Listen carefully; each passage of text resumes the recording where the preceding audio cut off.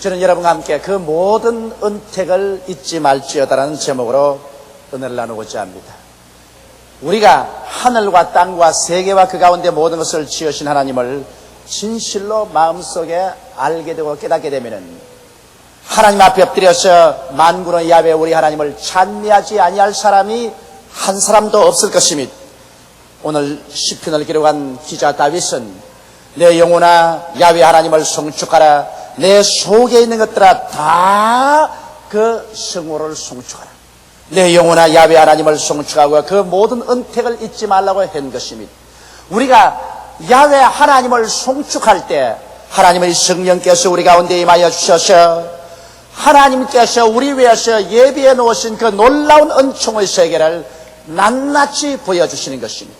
오늘 하나님께 찬양 드리지 아니할 때 하나님의 영광의 성령을 우리 가운데 보내시지 아니하시는 것입니다. 성령이 계시지 아니하시면 우리가 야훼 하나님께서 우리를 위해서 예비해 놓은 그 은택을 깨달을 수도 없고 받아 누릴 수도 없는 것입니다.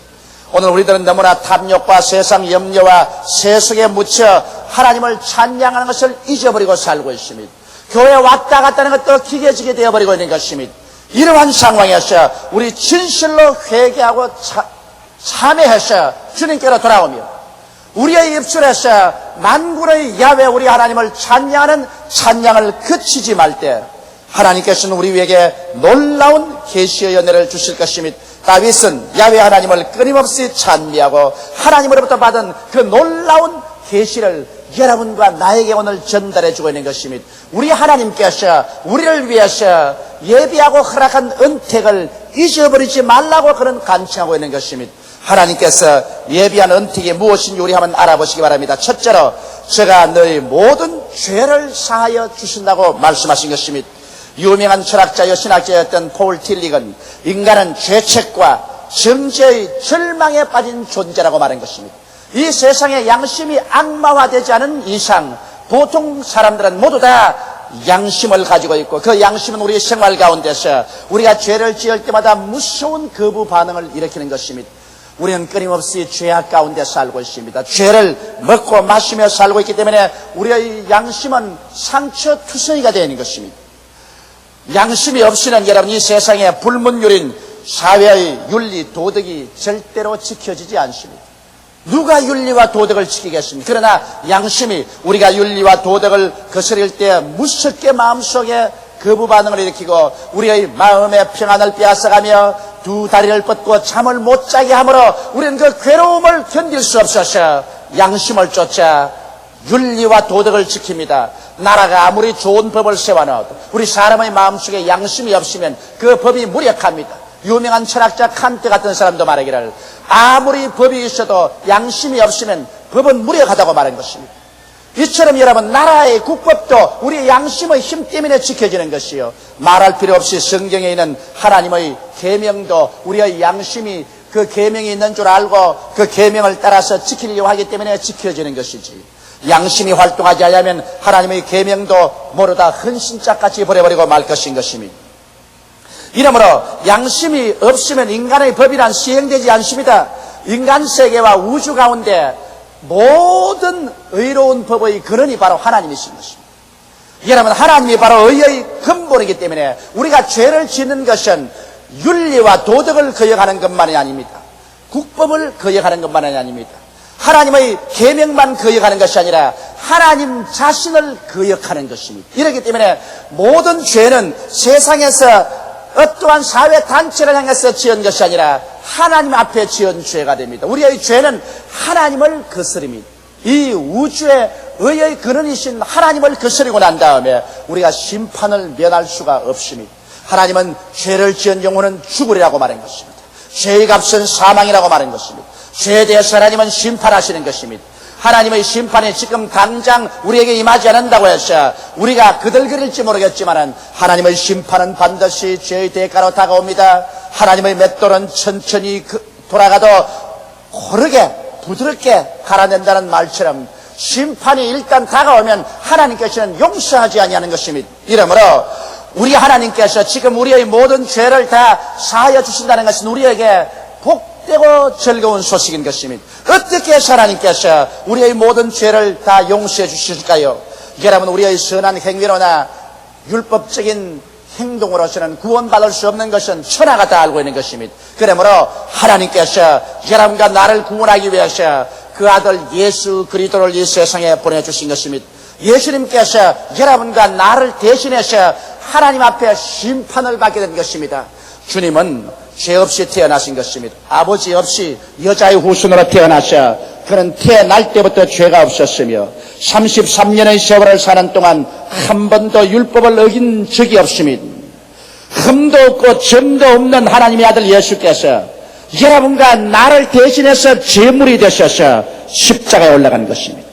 그는 십자가에 올라가서 여러분과 나의 죄를 대신 짊어지고 하나님 앞에 무자비하게 심판을 받은 것입니다. 제가 찔리면 우리 허물을 인하며 제가 상하면 우리 죄악을 인함이라. 제가 징계를 받음으로 우리가 평화를 누리고 제가 채찍에 맞음으로 우리가 나음을 입었도다. 우리는 다 어린 양같이 그릇해가여 각기 제 길로 갔거늘 여호와께서는 우리 무리의 죄악을 저에게 담당치겠다고 성경은 예언하고 있는 것입니다. 이러므로 예수 그리스도께서 양손과 양발에 대못을 박히시고 창을 받아 가슴이 터져 피와 물과 쏟아진 것은 여러분과 나를 대신해서 우리 죄 때문에 하나님 앞에서 심판을 받은 것입니다. 그리고 예수 그리스도를 통해서 비로소 오늘날 하나님께서는 죄를 짓고 불의하며 추악하고 버림을 받아야 마땅한 능마 같은 인생들을 용서해 줄 수 있는 기초를 마련한 것입니다. 이러기 때문에 하나님은 정의의 하나님이시라 불의한 자를 그대로 용서해 줄 수가 없습니다. 우리를 아무리 사랑해도 의로운 하나님은 죄에 대한 심판을 해야 되는 것입니다. 우리는 죄의 심판을 감당할 수 없기 때문에 예수께서 오셔서 우리 대신 죄의 심판을 감당해 주심으로 오늘 예수 그리스도를 통해서 우리는 죄사함을 받고 값없이 의롭다함을 얻고 하나님 앞에 설 수 있는 자격을 얻게 된 것입니다. 그러므로 오늘 이 시간 우리가 죄사함을 받기 위해서 어떻게 해야 될까요? 우리는 죄사함 받기 위해서 양심의 비침을 받고 내가 죄인이라는 것을 하나님 앞에서 인정하고 나의 죄를 고백해야 되는 것입니다. 아무리 하나님이 용서해 주시려고 하더라도 자기가 죄인이라는 것을 인정하지 아니하고 죄를 고백하지 않는 사람을 하나님께서 도와줄 수 없습니다. 병자가 죽어가는 병이 걸렸으면서도 자는 병들지 않았다고 했어. 의사를 찾아오지 아니하고 자기는 괜찮다고 뻗뛰는 사람을 치료할 수가 없는 것입니다. 이와 같이 오늘 하나님께서는 여러분과 나를 초청하고 있습니다. 수고하고 무거운 짐진 자여 다 내게로 오라. 내가 너희를 쉬게 하겠다고 하시고 있으니 이 하나님 앞에 나와서 나가 죄인인 것을 고백하고 그리고 그 죄를 회개하고 나 대신 예수께서 죄의 죄물이 된 것을 인정하고 예수를 믿어드려야 되는 것입니다. 예수 없이 용서받을 수가 없습니다. 예수 없이 하나님 앞에 설 수가 없습니다. 예수 그리스도의 그 죄의 대가로서 죽으신 그 은총을 우리가 기꺼이 받아들이고 예수 그리스도의 십자가에 설리신 그 보배로운 피로 말미암아 내 죄가 용서함 받은 것을 믿어드릴 때 여러분과 나의 죄는 주홍같이 붉은 죄가 흰눈같이 진홍 같은 죄가 양털같이 휘어지고 예수 그리스도 안에서 하나님 앞에 담대하게 설 수 있는 자격이 주어지는 것입니다. 그렇기 때문에 오늘 죄를 지었음에도 불구하고 못났음에도 불구하고 버림을 받아야 마땅함에도 불구하고 예수 그리스도를 구주로 모시고 회개하고 나오면 그 보혈로 씻음받고 여러분은 구원을 받고 영생을 얻고 하나님의 자녀가 되는 것입니다. 바로 예수 그리스도를 통해서 하나님은 오늘날도 우리의 모든 죄를 다 용서해 주시고 계신 것을 믿게 되시기를 주님 이름으로 축원합니다. 만일 오늘 이 시간에 죄사함을 받지 못하고 하나님의 용서의 손길을 뿌리쳐버리고 하나님의 초청을 거부해버린다면 용서의 날이 다 지나고 심판의 날이 다가올 때 우리의 있을 곳은 없습니다. 하나님의 진노의 심판이 우리 머리 위에 떨어질 때는 그때 우리가 변명할 곳도 없고 피할 곳도 없습니다. 하나님의 그 맹렬한 진노 앞에 영원한 멸망을 받게 될 것입니다. 그 고통과 그 절망은 인간의 말로서 형용할 수 없을 것입니다. 이러므로 우리 사람은 구원받지 못할 바에는 세상에 태어나지 않은 것이 얼마나 좋을지 모릅니다. 보라 지금 연애 바랄 만할 때요. 지금이 구원의 날이라고 하셨는데 오늘 하나님께서 우리에게 자비를 베푸시고 그리스도 예수를 통해서 초청하고 있을 이때 우리는 지체 말고 하나님 앞에 나와서 우리 모든 죄를 용서받고 하나님의 은총 속에 들어가야 될 것입니다. 둘째로 우리가 하나님의 언택을 잊지 말라는 것은 제가 내 모든 병을 고치신다고 말씀하고 있는 것입니다. 우리 하나님은 치료자이시며 기독교는 치료의 종교입니다.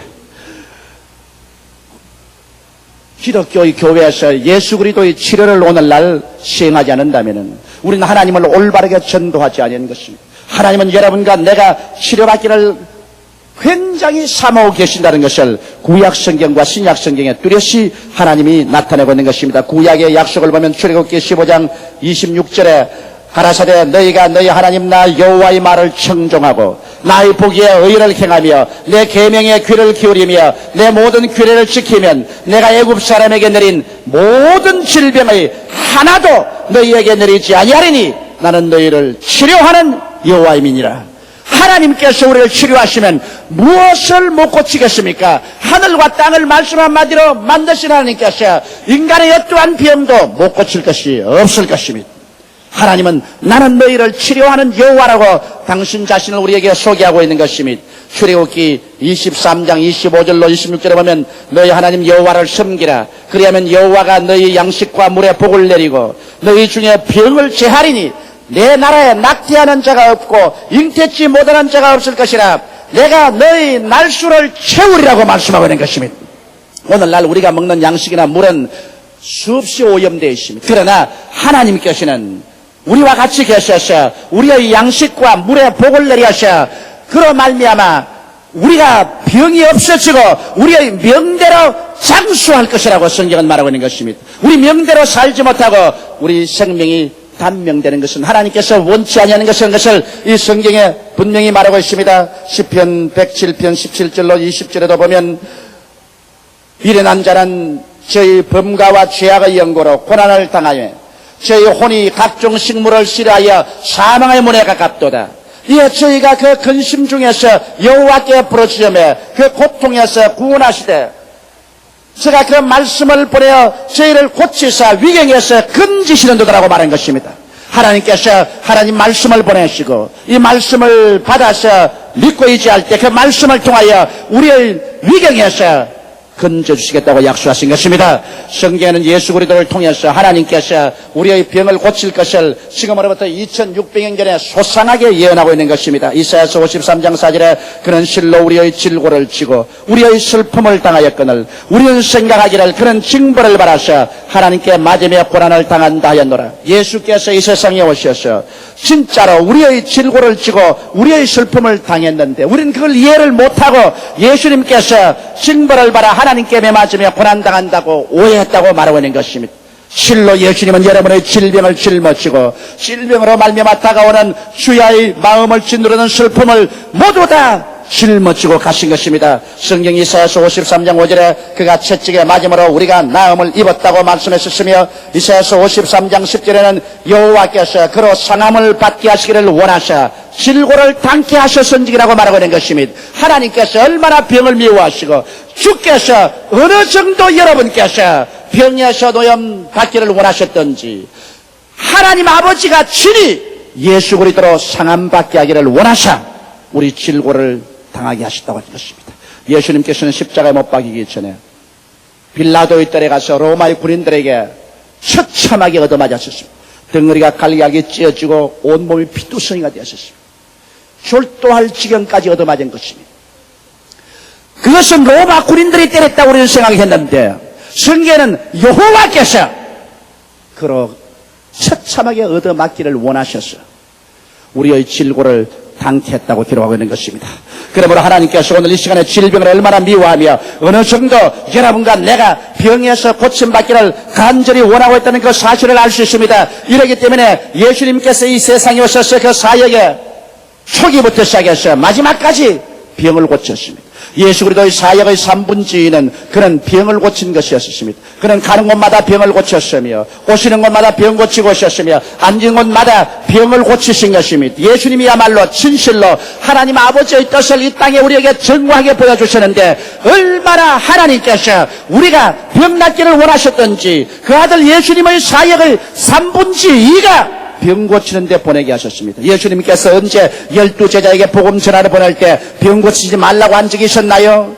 70인의 제자 보낼 때 두 사람 보내면서 회개하라 천국이 가까웠다고 있는 곳에 가서 병자를 고치라고 말하지 않으셨습니까?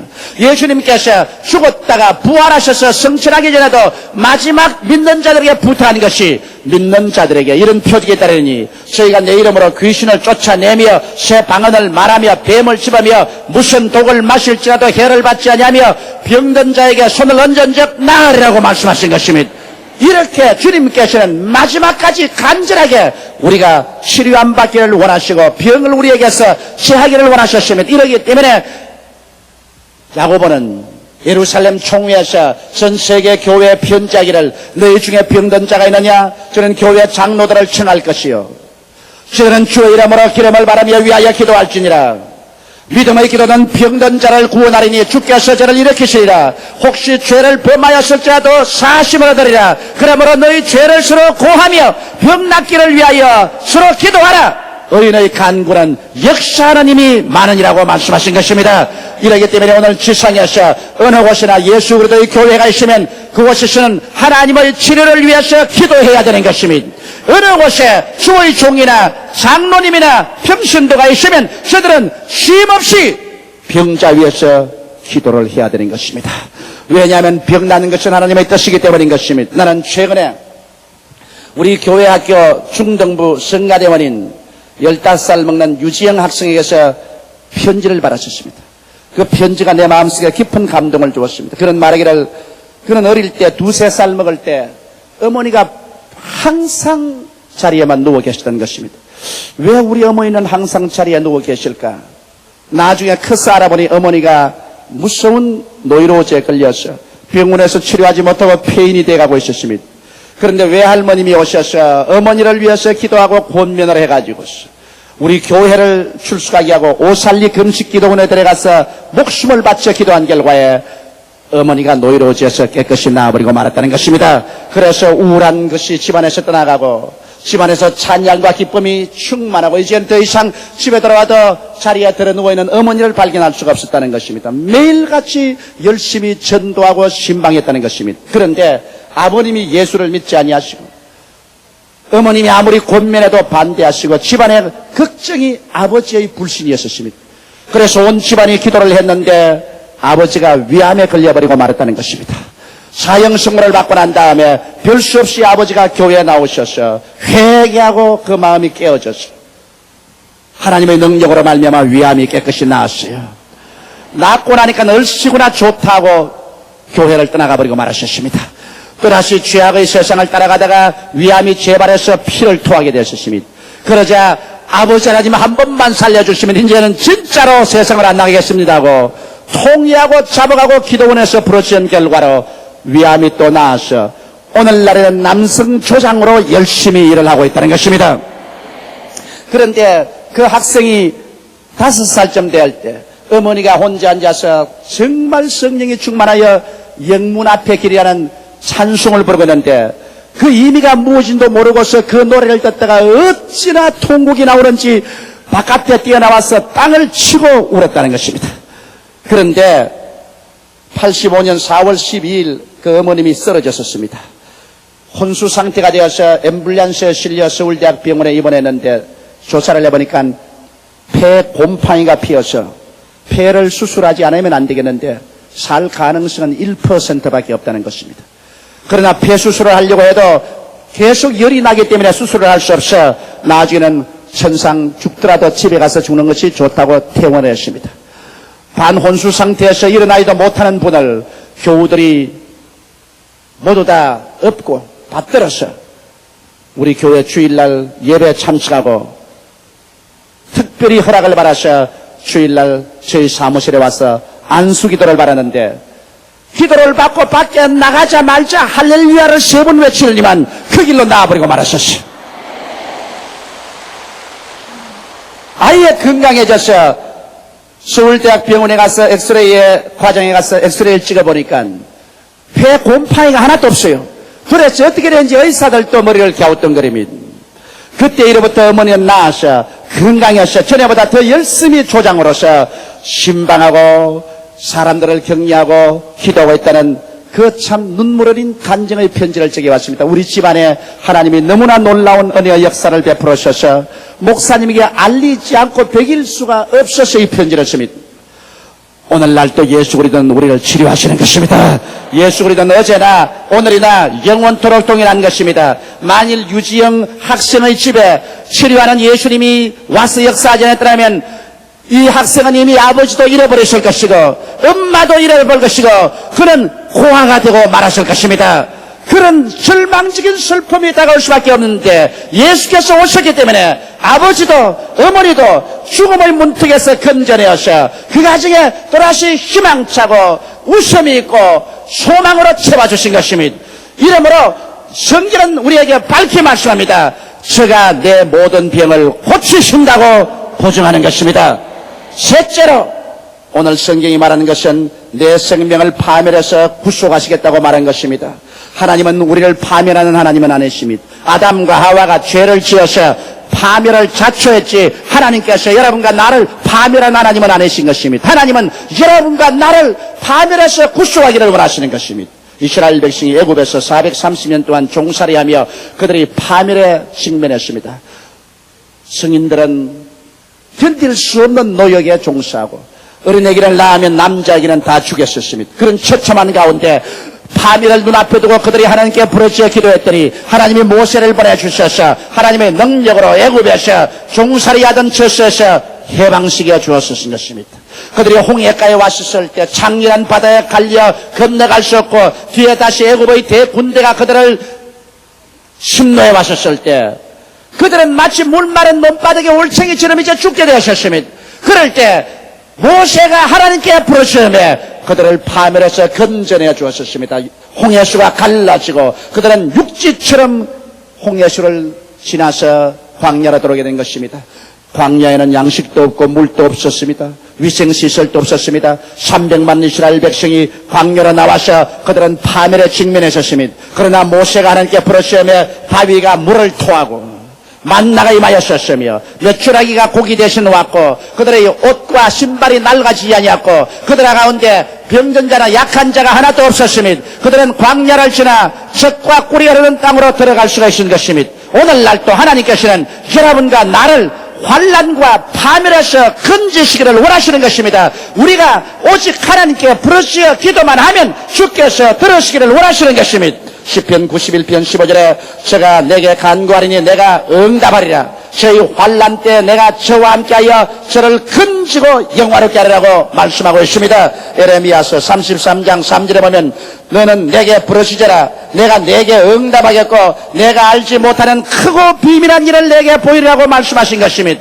이러므로 오늘 이 시간에 다윗이 우리에게 말씀하는 것은 우리 하나님은 좋은 하나님이시라는 것입니다. 너희 자식이 떡을 달라 하면 돌을 주며 생선을 달라 하면 뱀을 줄 자가 있는가. 너희가 악할지라도 자식에게 좋은 것 줄 줄 알거든 하물며 천부께서 구하는 자에게 좋은 것으로 주지 아니하시겠냐고 말씀하고 있는 것입니다. 우리 하나님은 좋은 하나님인 것입니다. 이렇기 때문에 하나님의 언택을 잊지 말라.